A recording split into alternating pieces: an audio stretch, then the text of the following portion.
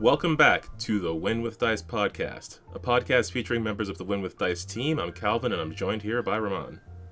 Hey guys, happy end of April. Yeah. Were you reaching for a holiday there, or? Yeah, I was like, I don't even know what's happening soon, but whatever. I think spring, maybe? I don't know when that happens, so... Yeah, I don't have any dates. All I know is that the weather keeps playing us for fools up here in Canada. This is true. It was a few days ago that it was like snowing in the morning. It was on Wednesday. I remember because I had to take the garbage out. Ooh, yeah, it was. We got like an inch of snow in April, and then it was gone by like the end of the afternoon. And then it was like 17 degrees the next day. And then now it's back down to like 5, and then we're just like, I'm tired of it. Just give us one thing or the other. Damn it, weather. Damn it. Yeah, I thought it was going to rain today, actually. I'm glad it didn't, because I had to do some groceries, because I was at like stuff to drink. I had to drink water like a healthy peasant, so... Cat water's good for you. Yeah, I know, but not by... I'd rather it be my choice than... Oh, I don't have anything else to drink in the house. Oh, okay. Well, I'm gonna put that on the list of things. Get Calvin shorts. Get Calvin to drink more water. That's the goal. I have a water bottle in front of me. I can drink water. I just, would rather have something fizzy. Yeah. Well, hey guys, you might think this podcast is a health podcast, but it's not. It's a podcast about tabletop RPGs. Aha, I didn't say D&D this time. Exactly. You didn't do the Kleenex thing this time. But as Ramon said, this is a podcast about tabletop RPGs, playing them, running them, and our experiences with either one. So we can hopefully, as our mission statement is, our goal is to make it easier for people to, hop on the other side of the screen, make it seem less complex, less of a mystery. Just gotta try to make it feel like a more casual thing that anyone can do, because that's really, really all it is. As long as you've got the right attitude. Oh man, it's like the,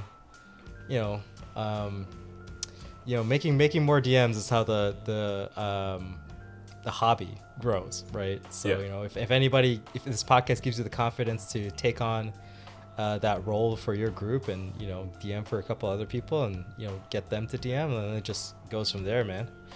But let's give the people the meat and potatoes why they came here. Is probably for the Win with Dice tip of the week. Oh, the DM Win with Dice weekly GM tip of the week. Insert theme song here. Yeah, thanks, Calvin. Yeah, I put a theme song in last episode. So I guess this section has a theme song now. I don't know if we're gonna do a theme song for all of the other parts of our show, but we'll see if that happens. But for now, let's get into the weekly tip of the week. Ramon, do you got a quick tip for all the aspiring GMs out there? I do, and I think that you get a couple games in under your belt. You have a story going. You got your mooks and your boops running around.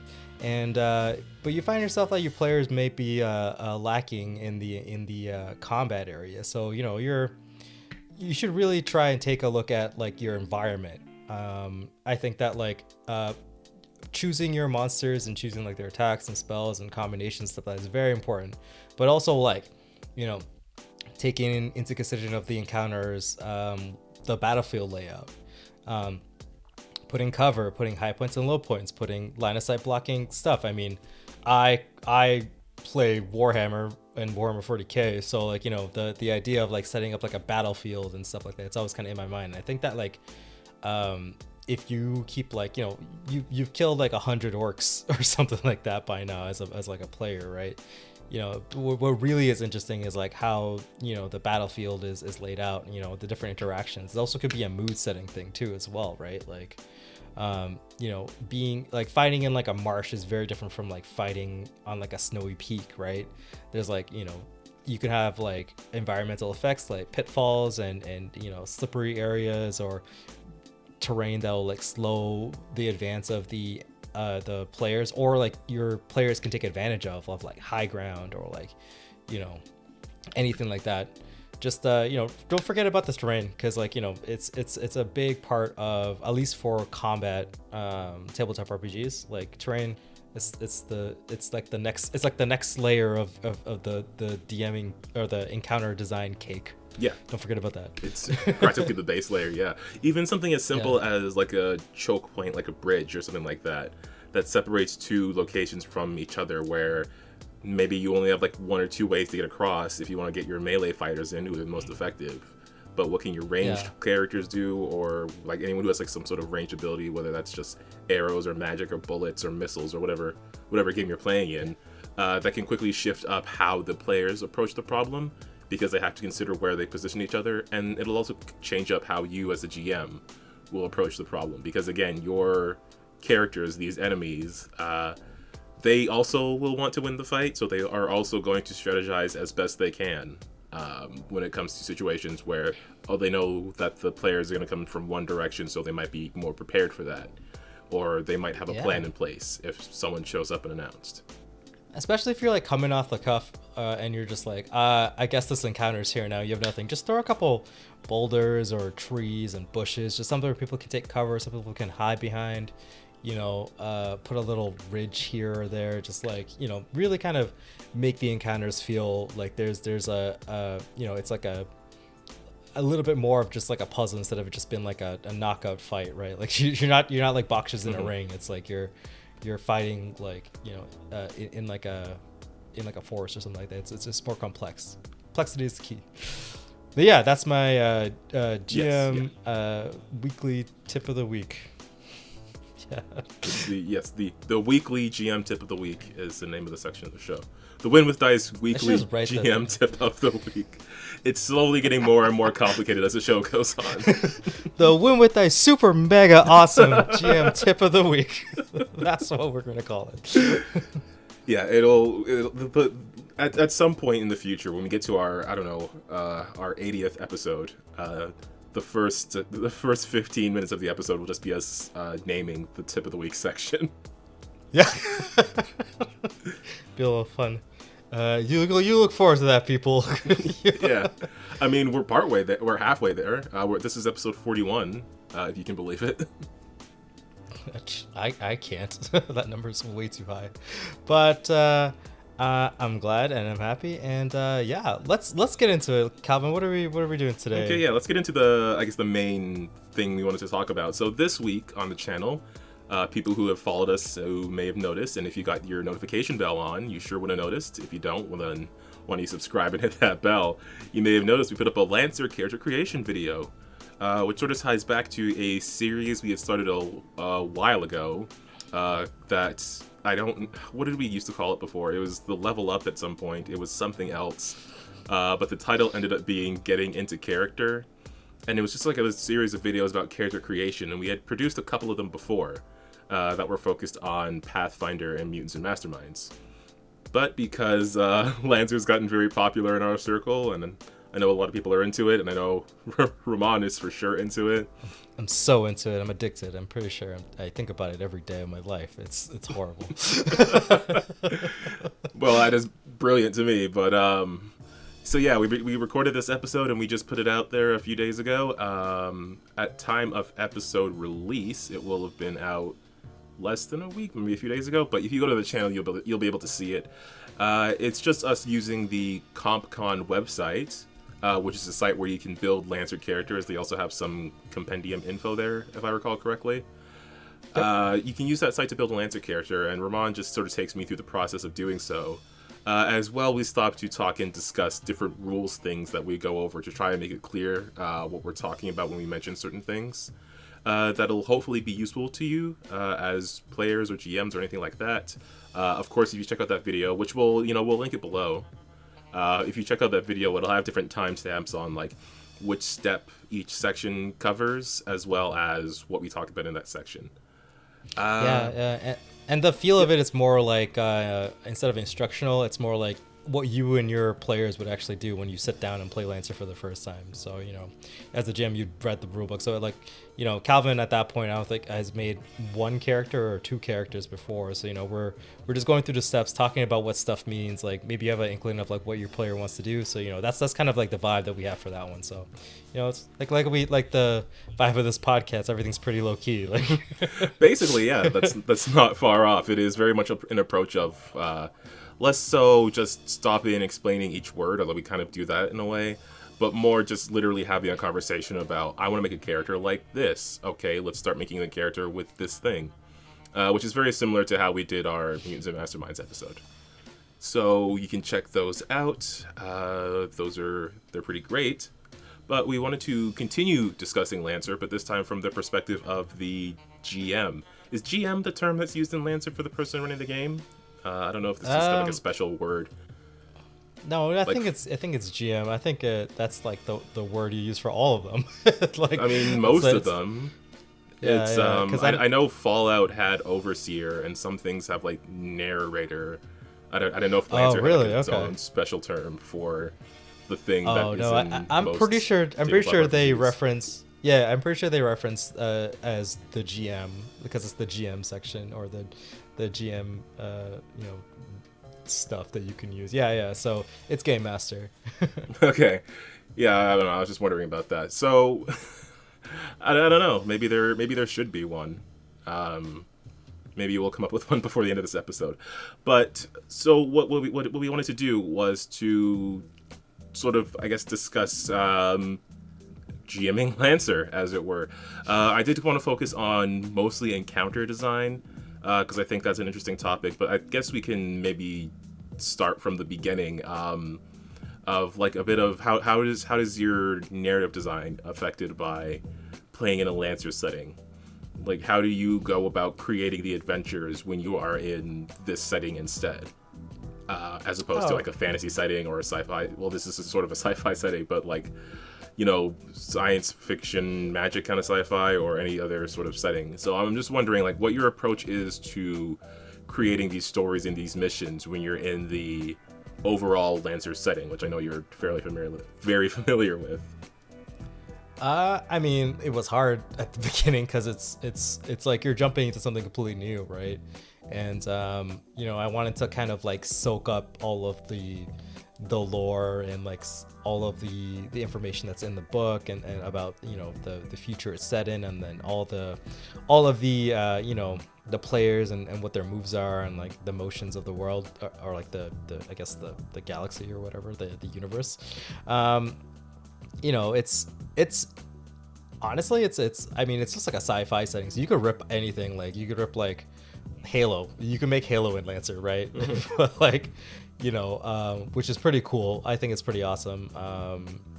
And the sci-fi setting lends really well to the feel of like especially if you give people like a spaceship and like you have your crew and there's tons of people to talk to and tons of places to visit.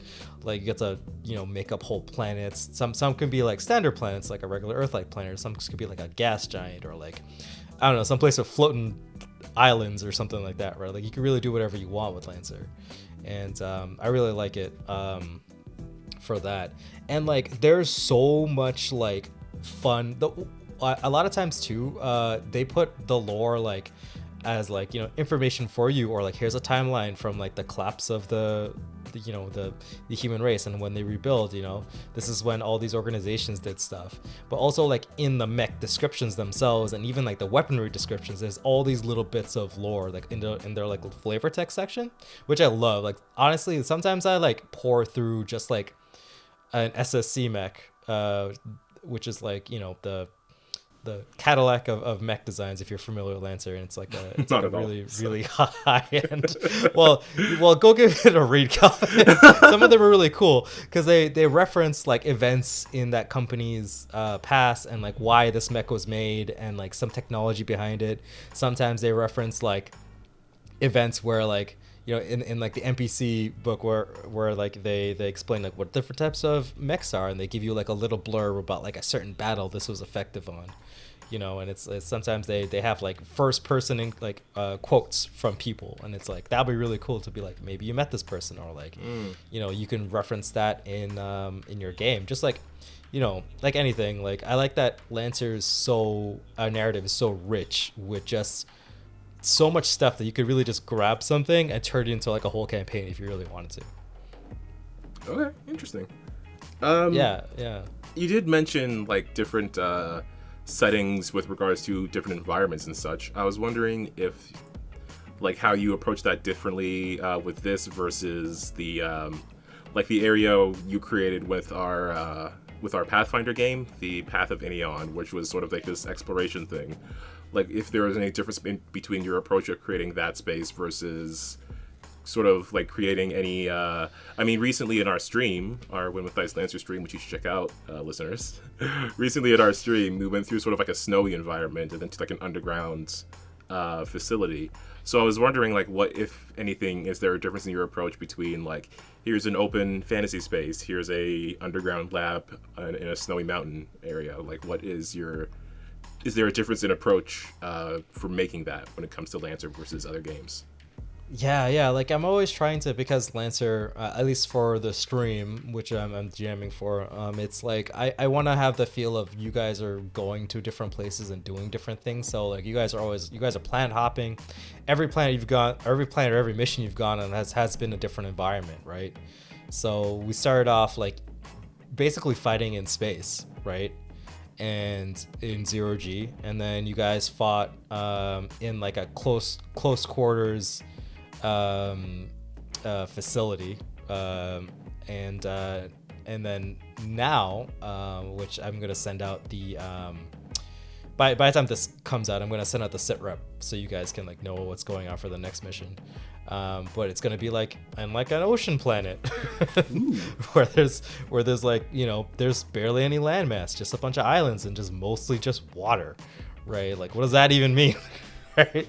That sounds pretty cool. I gotta go figure it out. But Lancer also has like environmental effects that you can use. Like there's obviously like an ocean world environment where I can be like, these are some rules where it's like what it means to be in mech combat during an ocean world, and I have to think about like the people who live there and stuff like that. So every time I think we go to a new place, it's like I'm starting from scratch. Which is I mean, if I can set everything, there's tons of like cool No Room for Wallflowers out now, and that's all set on one planet for Cinia.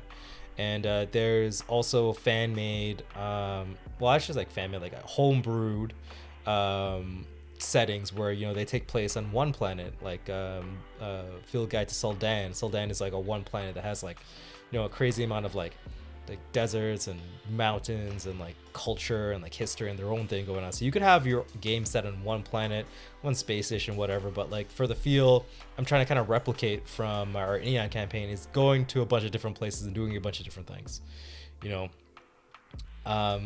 and like weaving a story that is connected loosely up until the end, and then you realize like, oh crap, remember that thing you did right at the beginning of the game, of the campaign? Yeah, that meant something. Ooh, well, I guess if people want to know what that is, they should again go watch our episodes. Well, yeah, it's totally worth it, guys. There's some cool things brewing down the line, as I keep telling my players. That's the problem with me. I'm very slow to like make like everything kind of builds up. I need to build up some momentum from like the first session to really kind of get my juices going, and then like the campaign is basically just gonna write itself after a while. Yeah, I've had that problem too. I want to build things, but at the same time, like I gotta put something in front of the players because it's not real until it's in front of the players. But yeah, no, it's honestly like I think that Lancer is such a, like, the universe is so wide and you can tell so many stories that like just picking a thing to do in a place is hard, because it's just like, wow, we could do all this cool stuff. It's like, what if we like, I don't know, it's tough. It's like, I don't want to give, like, an idea would be like, oh no, our space elevator is collapsing and there's like a war, like a war between like some rebels or something like going on. You have to, one, make sure the space elevator doesn't collapse, and if it does, try and rescue as many people as possible, right? And we're talking about a structure that goes from like the ground to space. Like there's fighting like outside of it, inside of it, like, you know, there's parts being blown off of it. You could be sucked out into space. Like tons of cool moments that you could like lay in there. And that's not even talking about like, you know, the different NPCs you could be fighting, different people you can meet and why they're fighting, and the whole politics behind it. That's the thing with Lancer 2 is because, you know, you could have a world where it's like, so in Lancer they call it, I think it's, well, it's the human dysphoria, I think that's the word. It's like diaspora. Just like a, you know, diaspora, that's what it's, dysphoria, what the heck is that? It's probably like a I think that was a game on the PS2. Yeah, I think it's a Final Fantasy game in the PS2. Desparia or something like that. Damn it, Final Fantasy. Okay, so shit, what was the word, Calvin? I lost it again. The human diaspora. Diaspora, right? So, you know, there's countless planets out there that isn't actually under the control of Union, which is like the governing body of like basically the people who control the blink gates. They're like the governing body of the central one of the centralized governments that are in play in Lancer right now. And they're I mean, for the most part, like the Union are the good guys. They're trying to be good.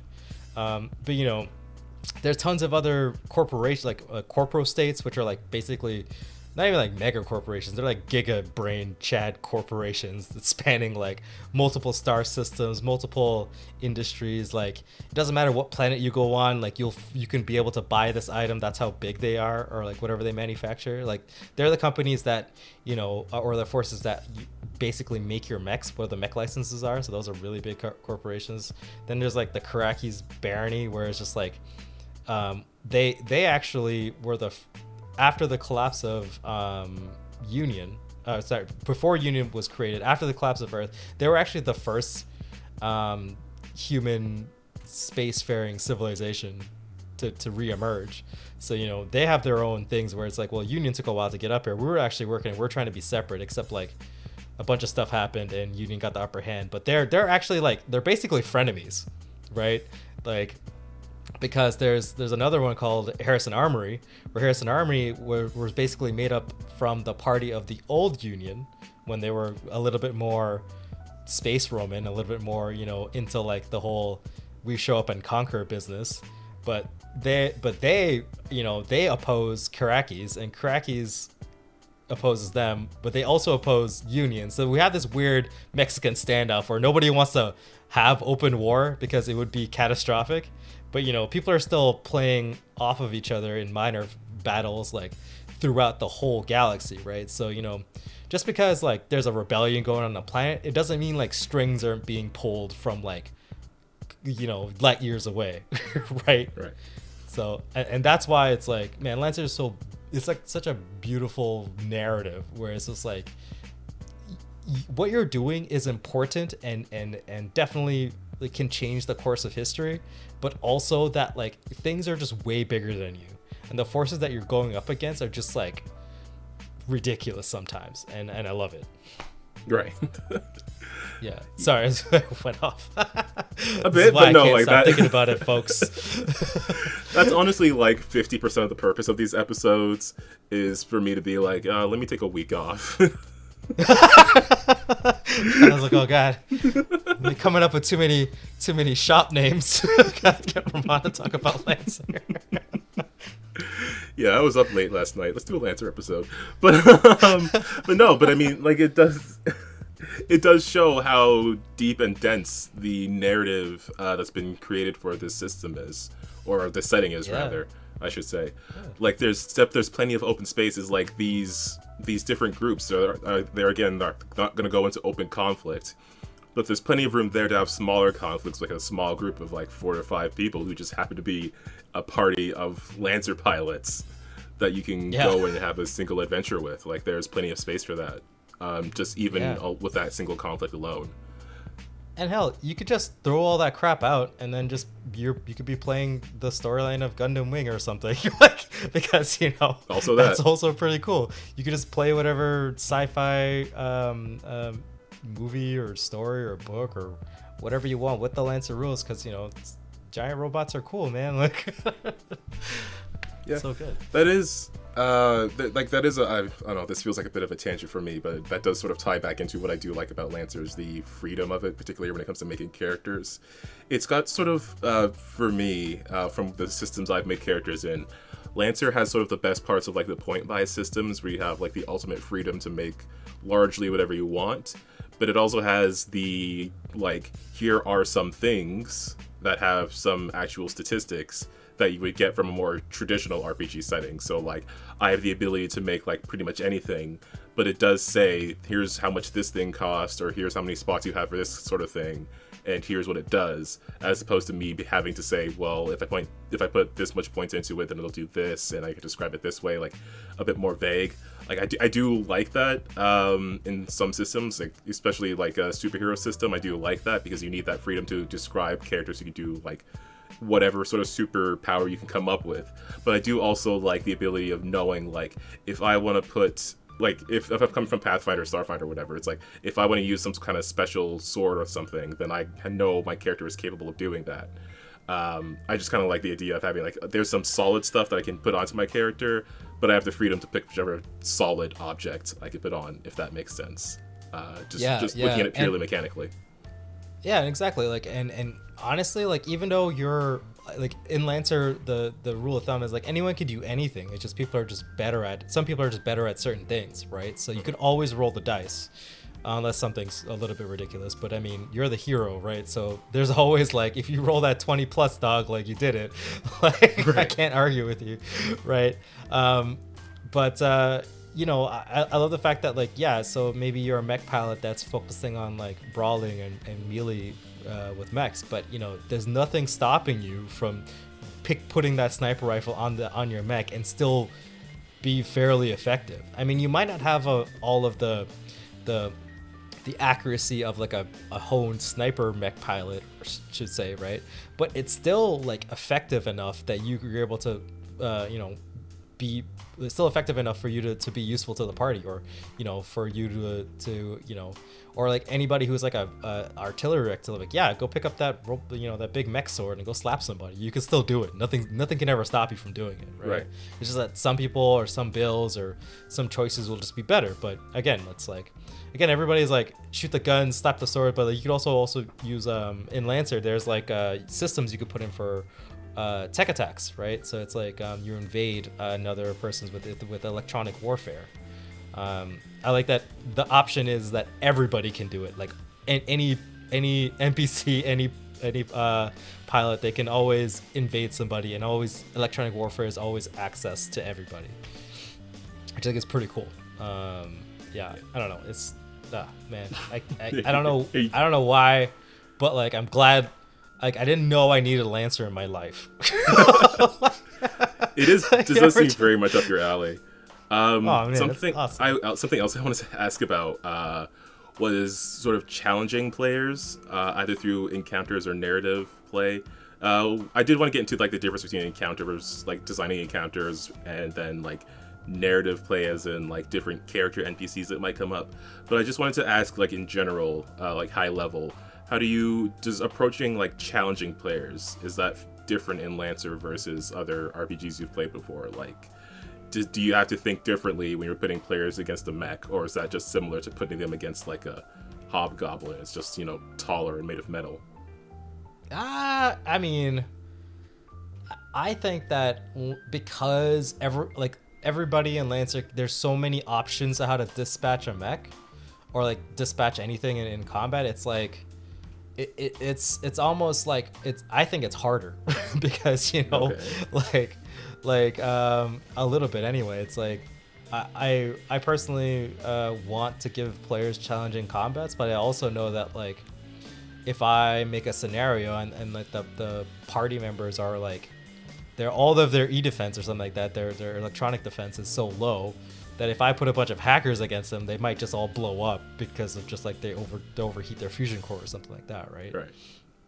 Right. It's very easy, I think, in Lancer to make like an enemy group to counter your player group, because, you know, you're the GM, you have perfect knowledge, right? You can literally sit there if you wanted to and pick apart each player's mech and build and options to be like, I think I know how to counter this one, and just kind of put it all together, right?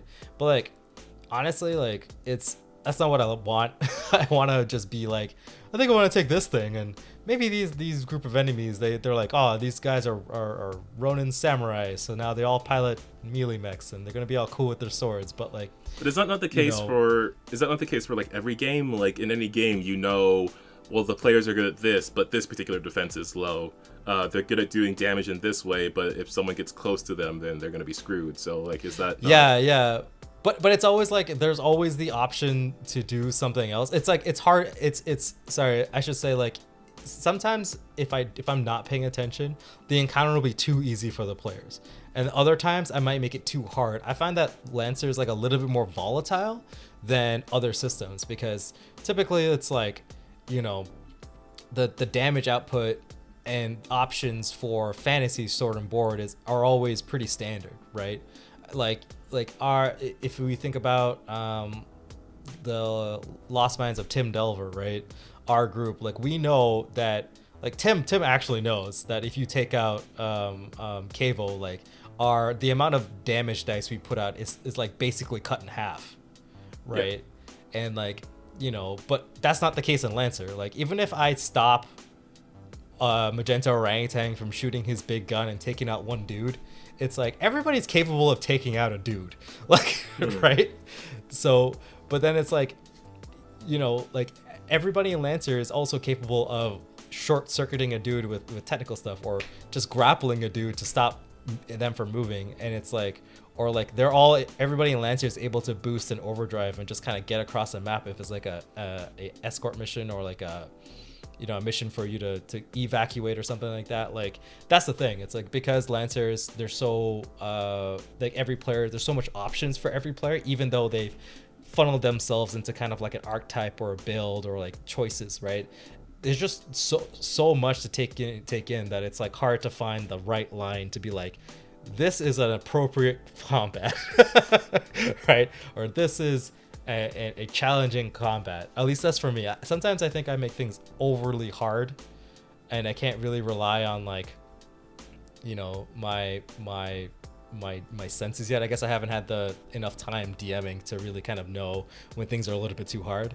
And sometimes like that's what I'm worried about. I'm not too worried about things being too easy. It's like trying to get that John McClane level of fear into the players. Where like, you know, that's what I'm trying to achieve. That's why I'm saying it's harder. That just might be like how comfortable I am in the system, because again, we've only started playing Lancer like a year now, barely, and I barely DM'd. Like this might be like my 10th session of Lancer or something like that coming up as running. So, you know, it's probably just like my so because it's so new to me, but I think it's just way different than fighting way different than DMing for like a fantasy game. Yeah. All right, yeah, that makes sense to me.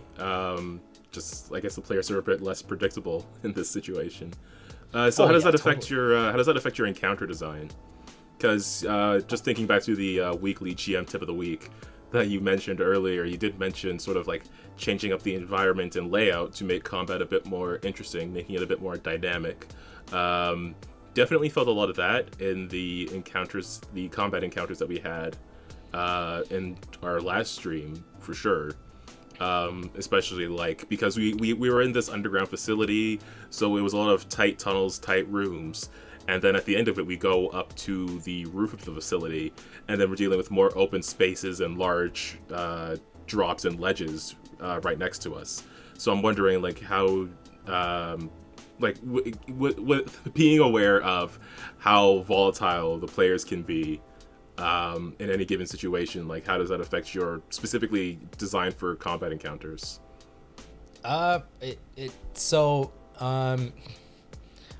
Environments is like, again, like the battle terrain is very important in Lancer. Like quite often, like players are able to just kind of dunk on NPCs if they really wanted to. Like if anything, like you like, even though like there's templates you could put on NPCs, there's like about like 20 in the base game or something like that. I don't really remember what the number is, but it's a lot, right?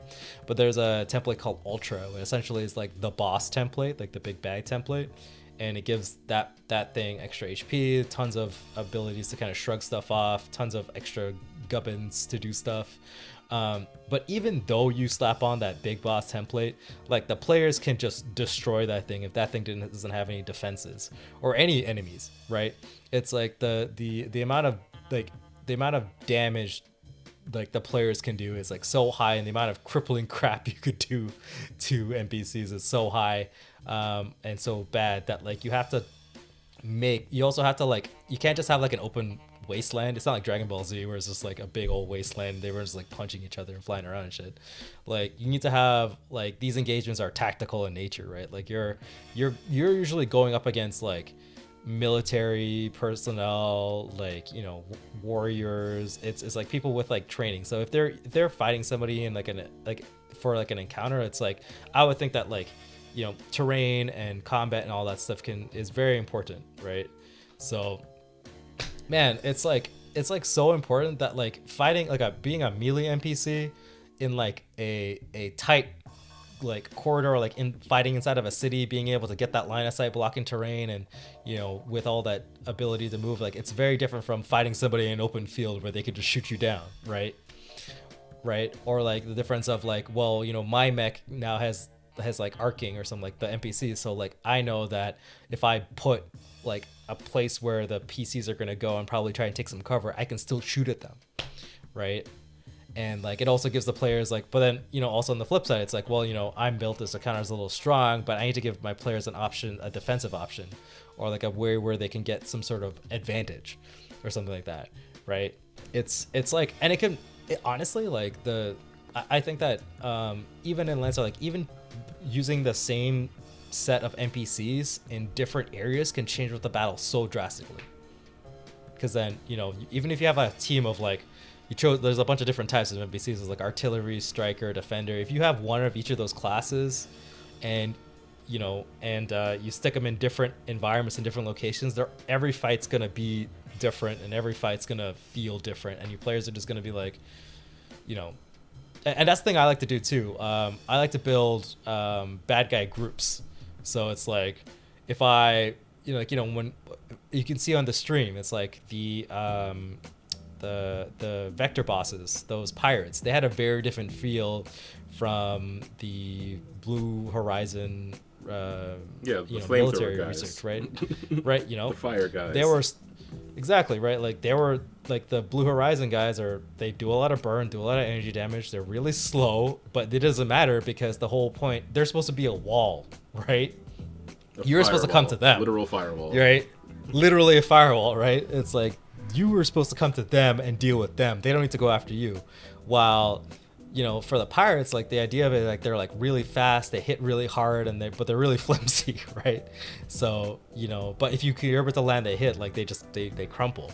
So that was the idea. And even so, you can even see on I think it might be session number 2 when you guys fought the Vector Boss's captain, and it was an ace NPC, and the ace has the ability to like do a lot of maneuvering, and I slapped a couple of different templates on them, really kind of maximizing that maneuverability, and then I stuck them in a line of sight blocking cave, right? So there's all these different passageways where the players are really slow and aren't able to keep up, but she's able to dodge and dip and weave and just really get out of line of sight. I think at one point I was basically, the game was to not get tech attacked by Joel, because if he does, he finally gets it off, then I can't do my crazy maneuvers anymore. But like the cool thing about it is, like, being the ace NPC, she doesn't need line of sight because all of her missiles have seeking, because you know it's a heat seeking missile. Like you just shoot that crap and it goes around corners and stuff, right? Right. You've watched movies. You've seen. Yeah, I know missiles. Yeah, I play video games. Yeah. You know, so it's, you know, things like that. That's what I mean. It's, and even with the NPCs, there's like so many options that you could choose. It's really just kind of like what like any group can have any NPC type, but I'm trying really hard to try and build like a sense of cohesion, right? It's like, why would they choose all these mechs to do stuff? Right? Why is this group only using these mechs? I don't know. I think I'm kind of crazy though. I think I just put all this pressure on myself. I mean, partially. That is how GMing works. But something else I did want to ask about was just basically NPC design outside of, well, I guess related to combat, but more just like characters in general, because we do have in our game, since we're sort of working for this company, we do have like a handler, we have like our ship pilot, we have our maintenance guy. I was just wondering how your approach to NPCs. I mean, again, like I guess the main thrust of what we're talking about is how is GMing Lancer different from GMing other games. Maybe we can get into more beginner GM stuff later, but yeah, just like how does your approach to creating these sort of like NPCs that are on the player side, or just NPCs in general, the characters of them? Because I remember the character of that one pirate, very very frustrating to deal with, because they knew I think they knew kind of how much of a pain that they were. But the guys in the lab facility, like those guys being mostly clones, I don't know that we had very many character moments with them at all. But like I remember them being a bit more blunt. Although that was largely just us like cracking jokes. But yeah. Well, so yeah, I don't know. It's I would say that like in Lancer, like somebody has to give you orders, right? Because like you have to get your missions from somewhere. So that's usually where I start. It's like who gives the missions to the players, right? Right. How do they who's in charge? Like at least for the beginning, right? Like where are they gonna get their missions from? Who's gonna tell them like, hey, go here and do the thing, right? And then I'm kind of branching off of that because I like the idea that, you know, the handler, Vanzo, like she's kind of like she's like your if you guys are like a music band, she's like the manager, like like literally like she's like booking gigs and telling you guys to go do a thing. And then I was like, okay, so in you would have to have some sort of maintenance support, right? Because you guys are like lugging around like mechs and equipment and starships and crap like that. So someone has to like help you guys out. So that's when I created Kath. And then after that, I was like, for bad guys, it was like, well, I mean, you guys haven't gotten you guys didn't get to talk to I forget her call. I think her name was, I forget her name, but the bad guy, the Vector boss captain. Zanetta. Yes. Yeah, Zanetta. I have the thing. I have my notes open. Yeah. So Zanetta, because you guys, I don't know if I told you. I think in our debriefing, I told her like a little bit of her background. Like she was like ex Midnight SSC, which is like their it's like their superhuman kind of strike team that they deploy only when like things are really dire or they really need to go do a thing. They're like special ops, super soldier special ops. But she's like X that, so like I wanted the idea that because SSA really kind of like hones in on like maneuverability and like all their mechs have really high evasion, all their mechs have the ability to like do crazy wacky maneuver stuff. So I was like, all right, cool. So if I have this person who is supposed to be like the cream of the crop of that kind of idea, I have to figure out like what abilities and stuff they can like do, how do they feel, you know, and who's gonna support her, like what other mechs I'm gonna fill out, and they all kind of like have like a theme, right? And that's how I fill out that NPC I should say group, or I was calling brackets, like the NPC brackets or whatever, that team of duders who are the bad duders. Right.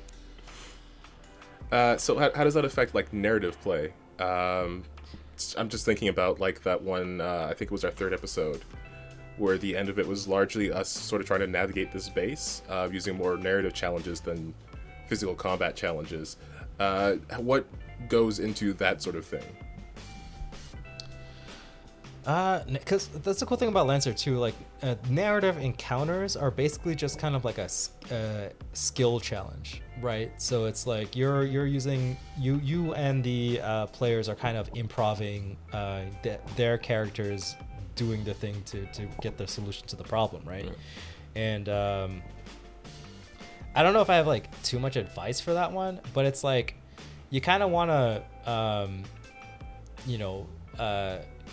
just kind of set the scene and set the goals, right? It's like, and then add your little bit of flavoring to it. So it's like think about like there's 3 stages to an outcome where it's like 20 plus, you critically succeed, you get the thing that you're trying to do and something else, right? Then it's like 19 to 10, then it's like, oh man, you did the thing that you wanted to do, nothing bad happens. And then 9 to 0, it's like on the roll, it's like, oh man, you messed up, something bad's gonna happen to you, right? Those are 3 things you kind of have to think about when the outcome of doing that narrative encounter.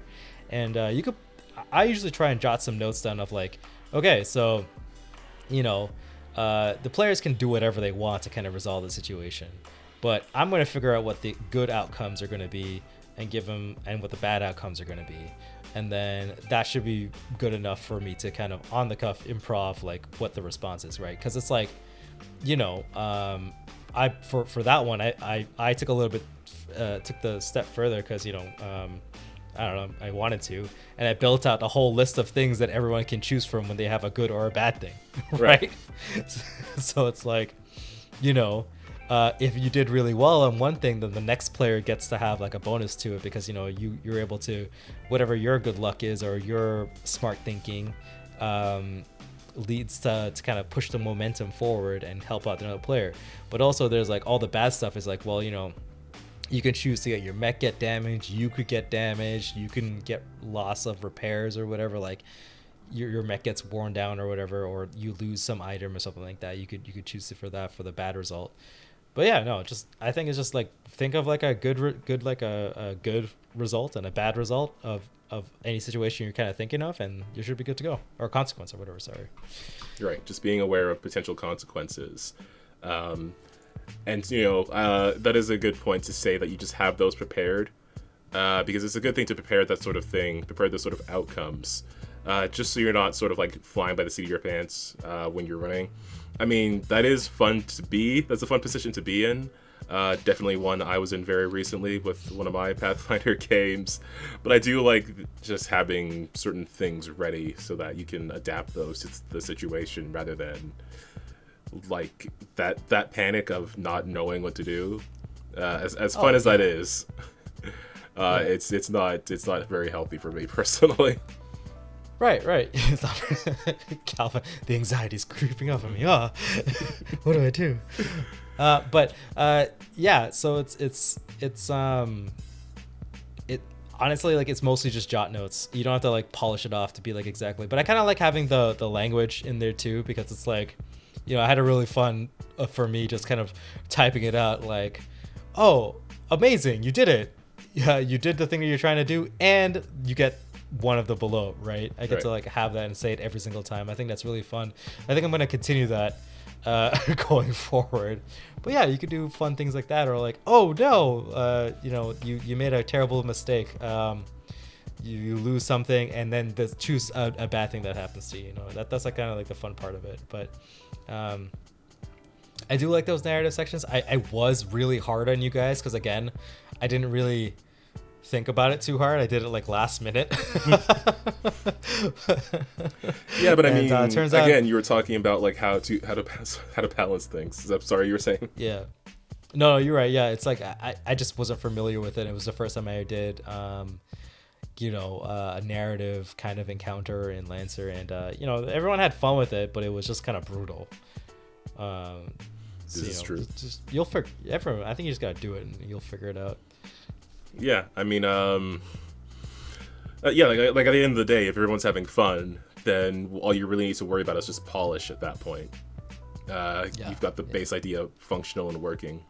So something that I've been really interested in, and something that I should probably read the GM stuff in the Lancer book for. I don't know, I've kind of been staying away from it. I kind of like the mystery, to be honest, at least currently, is the establishing of different sort of like goals and tasks in combat. So I'm wondering about that, like, versus other games that you've run before. Like Lancer, I know, definitely has more options for like, you gotta hold this position, or you gotta like defend this area, or you gotta like get from one place to another in terms of something you have to do within a combat situation. I know we've talked about this a couple of times before, I think. I'm not sure we're covering any new ground here, but I just found that like a really fascinating concept of how adaptable combat situations can be.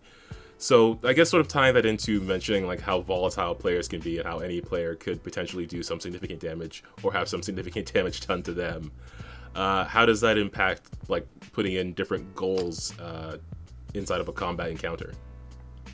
Well, yeah, like I think the default for you always like so the default of most like fantasy sword and board tabletop RPGs is like kill the dudes in front of you, move on, or like loot the body, move on to the next door, kill the dudes in front of you, right? It's very rarely like you can't kill the dudes, right? Or like we got to do something else then kill the dudes, right?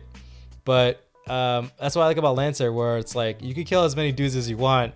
It's not gonna help you because you have to move like a truck from one area of the map to the other, right? Or it's like where I'm gonna keep sending in dudes and you just have to outlast them for till reinforcements get in, right? So you know, I always try to figure out in it where it's like, is there any way for us to have like a secondary goal or even make the primary goal not to be kill everything on the map? Because then that kind of lends to the players not just focusing so much on like their weapon mounts and what arsenal they're bringing to the field, and more like maybe like the idea would be like, so for a good example would be like really Steven should not have brought his Barbosa into the second mission, where it was like you guys are just moving from basically one point of the map to the next point of the map, because that thing is slow, like incredibly slow and incredibly big, and just like not conducive to, you know, moving quickly through a facility, right? Right. So it's like the idea is like, well, you know, that kind of shows like Steven has no problem, you know, putting people into the dirt, right? But the challenging for that player is like getting from one space to the other, versus like, you know, your mech, actually your build, where you're able to just kind of like move and grapple and jump and do whatever, right? And move really fast. Or like Corey, who's apparently we found out that can just blow holes through walls like really easily.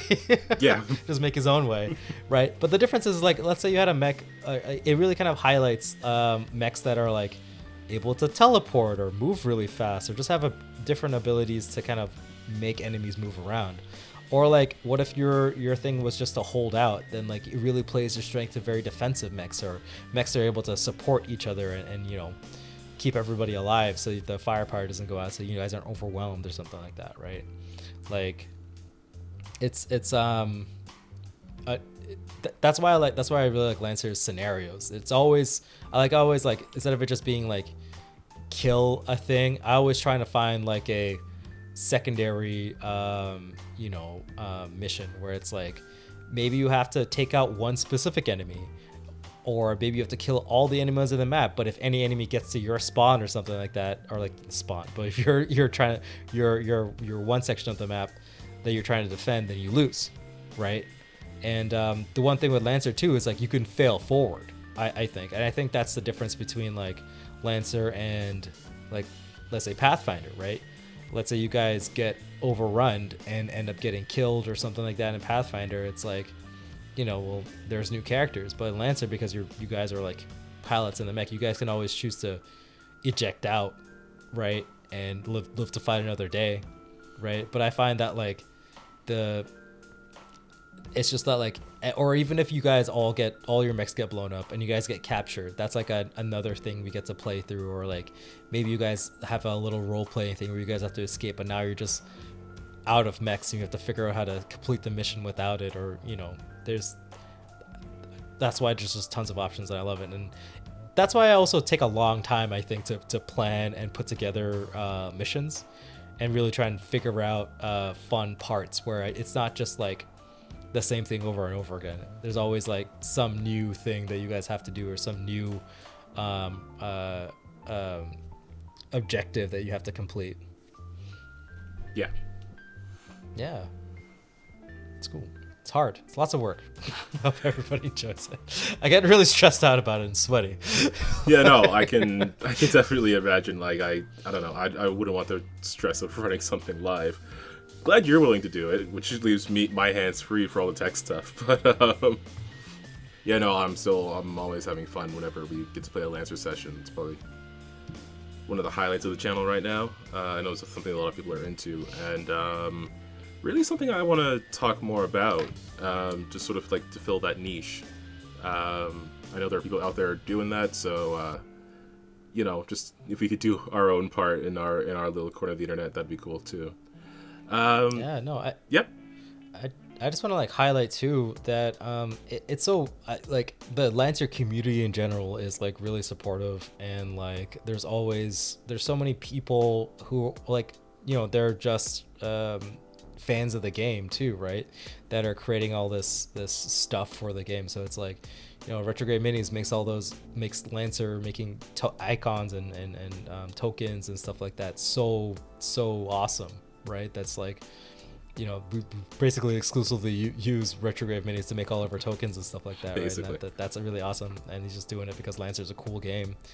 The people who started CompCon, like that's just a fan created thing. I just love that.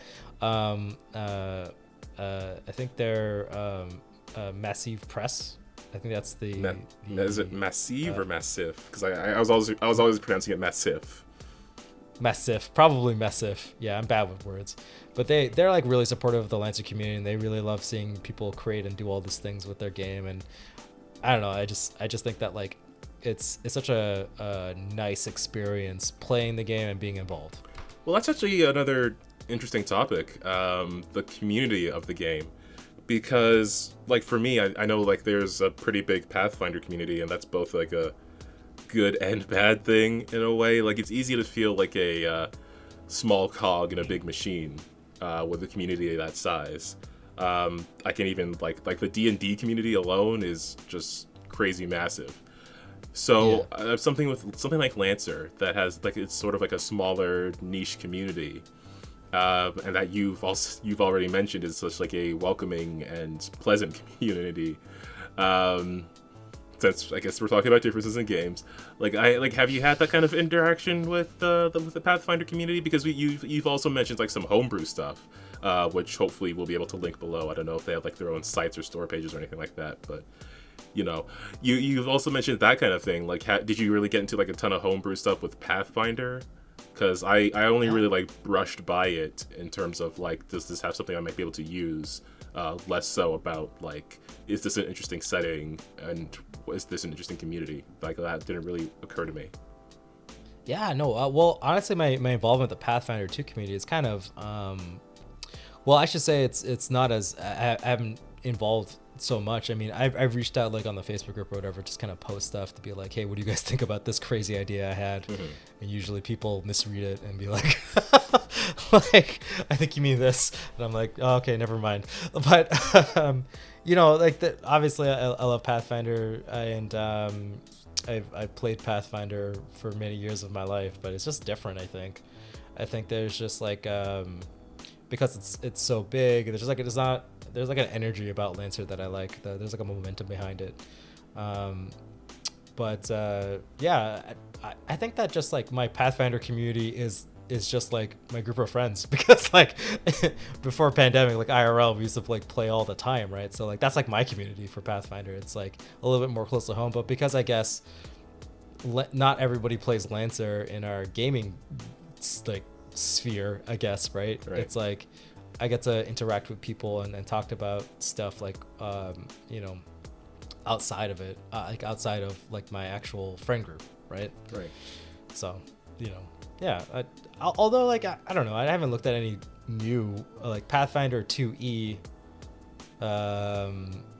like homebrew stuff, because I think like Pathfinder's just spitting out products, man. Like, oh yeah, I mean, yeah, for sure. Like there's definitely like constantly stuff for Starfinder as well. Oh man, yeah, it's nuts how fast they're just producing stuff. Like every time I think about it, I look around, I was like, oh, I wonder is there anything new coming down the pipeline? And it's like, yes. The answer is always like, yes. There's so much. Like there's so many settings and adventure paths for Pathfinder 2E. Like that's also another game I love a lot. It's just like there's just so much freshness coming straight from the game developers, right? It's like it's like the other side of the coin, where I think there's a lot of stuff coming from Pathfinder that like the homebrew community doesn't really need to do anything.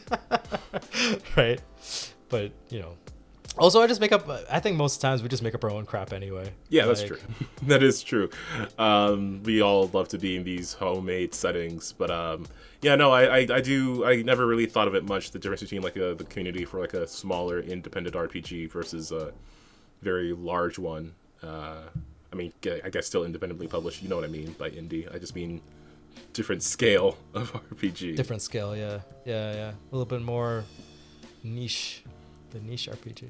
Yeah. Although I don't know. I don't think Lancer's like niche. I think Lancer just like nailed mecha, like the feeling of piloting a giant robot pretty well, in my opinion. Like it's just the whole system and the feel of it and all of it's just like crispy. Yeah, I mean, for me, it certainly nailed, at least mechanically, the building of one. I still feel like I'm a little slow on the uptake of the rules, but as far as the building goes, I think Lancer definitely nails that, in my opinion. Was there anything else you wanted to cover about Lancer? I know you can go off on it, but do you have any sort of like last thoughts you want to put in for this episode? We might do a follow-up one that's more. I think it would be interesting because we did a Pathfinder episode that just featured us making like a one-shot. I think it would be interesting to go through the process of doing that. Maybe this time I will be the one who's trying to make the thing, and then you are there making sure I don't do something terrible. If you want to play it that way, I think that would be a fun episode. If that's something people want to see. But do you have any final thoughts on Lancer as a game? I don't know. That's a good idea, Calvin. We should do that. I actually like the idea of that because you can know my pain. Oh no. It's not. No, it's. I think that it. Well, to me as a DM, when I got getting into Lancer made me, I think, better at making stuff for other systems. That's how good and robust of a game system it is. Like the idea of like templates and the idea of like packaged cool niche abilities on like a thing and then transferring that to another thing. Like that's also a thing to do. And really just like the utility of like how a program can really help you flesh out like a stuff that would take forever. Like CompCon's such like an amazing program and stuff like that. So dude, I don't know, Lancer's awesome. If you haven't played it yet, what are you doing? Go play it. You could get all the rules, at least not the GM rules, for free on Lancer. LancerRPG.com. Yeah, that's LancerRPG.com. And download those things, flip through it, read some stuff, see how cool it is, and go buy the core rule books for low price, and go run a game or go play a game. Game's awesome, man. It is. I do also want to say, I know a lot of people, when they want to know what a system is like, they will go listen to an actual play or something like that. So, if I may humbly suggest, if you like this episode, we do have a Lancer stream that we've played a few times. I'll link the playlist of that below, as well as probably, again, I want to link all these homebrew systems and the website where you actually get the game from, so you can go check all those things out, because I just think it's really cool to see this, like a prominent homebrew setting for a game. Oh yeah, and actually, so if you also get CompCon, like download or use the web app, from there they already link it to all the homebrew stuff anyway. So there you go. Yeah, so they'll automatically. I think it comes with a field guide to Soldan as well as the Lancer core rulebook, and anytime they produce something new, or No Room for Wallflower, their expansion story or their campaign setting that they put out, that's already integrated in there as well, so you can get that. So it's really nice because there's like a plethora of people making cool Lancer content, and it's all kind of like being tied together. So we'll link all that stuff, including our crap, down below. Yeah, but make sure you click on our stuff, of course. But click on everybody else's stuff too. Of course. No, but for sure, definitely check out those things. Check out those games and settings. I think that might be all we have to say about Lancer for this episode. I know, Ramon, if I let you keep going, we're gonna go for another hour, probably.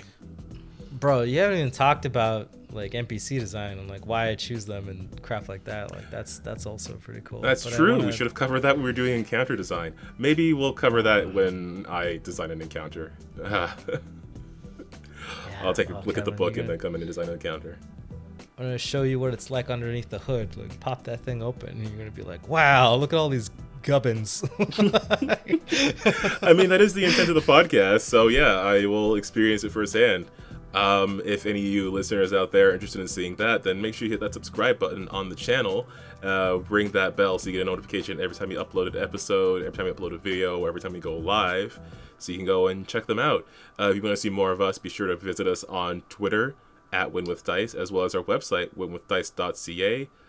From there, you can check out the Lancer tag on our posts, and they'll show you all the, every time we talk about Lancer, as well as some cool character art that one of our players drew, so you can, you know, see what the pilots look like in the game when you're listening to it and watching them get blown to pieces.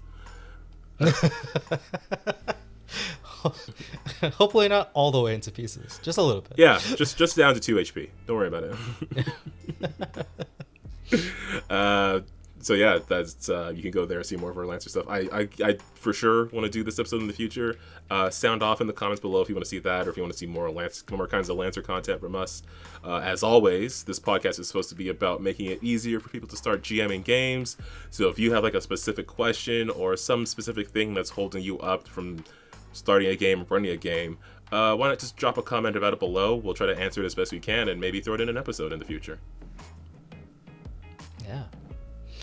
Oh, looks like there's only one thing left to do, Calvin. That there is. The last thing I want to tell everybody in here, out there, all over the world, is to keep on winning with dice. And we will see you next week. All right, see you guys.